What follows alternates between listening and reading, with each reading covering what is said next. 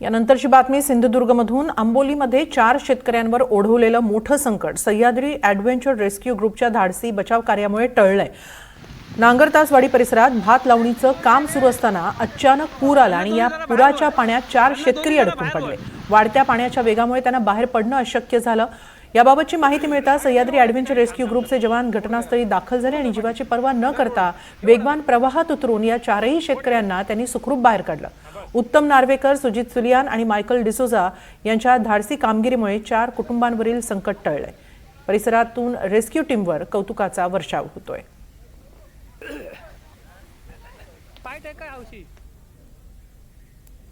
या पुढची बातमी आहे पिंपरी चिंचवडमधून। पिंपरी चिंचवडमध्ये मेट्रो कामादरम्यान जलवाहिनी फुटली। मेट्रोच्या कामादरम्यान हलगर्जीपणामुळे मुख्य जलवाहिनी फुटली आहे। हजारो लिटर पिण्याचं पाणी रस्त्यावर वाहून गेलंय।